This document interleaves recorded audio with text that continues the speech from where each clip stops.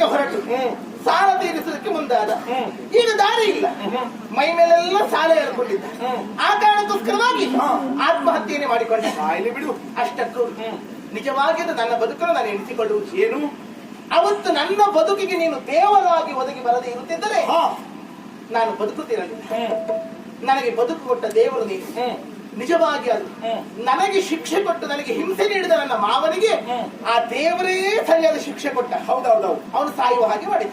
ದೇವರೇ ಬಂದು ನಿನ್ನ ಮಾವನನ್ನು ಕೊಂದದ್ದು. ಅನುಮಾನವೇ? ನಾನು ಯಾರು ಹೇಳು? ನನ್ನನ್ನು ಉಳಿಸಿದ ದೇವರು. ನಾನು ನಿನಗೆ ದೇವರು. ಅವನನ್ನು ಕೊಂದದ್ದು ದೇವರು. ದೇವರೇ ಏನಾಡುತ್ತಿರುವೆಯೋ? ಅವನನ್ನು ಕೊಂದದ್ದು ದೇವರು. ಆ ದೇವರು ನಾನು ನಿನಗೆ ದೇವರು. ಆದ್ರೆ ನೀನು ಉಳಿಸುವ ದೇವರೇ ಹೊರತು ನೀನು ಕೊಲ್ಲುವ ದೇವರ. ನಾನು ಯಾಕೆ ಕೊಲ್ಲಬೇಕು? ಏನೇ ಇರಲಿ, ಕೊಲ್ಲುವವ ಕಾಯುವವ ಆ ದೇವರು ಒಬ್ಬನೇ. ಹೌದೇ ಹೌದು. ಯಾರೇ ಇರಲಿ ಸಾವಿನಲ್ಲಿ ಸಂಭ್ರಮವನ್ನು ಕಾಣ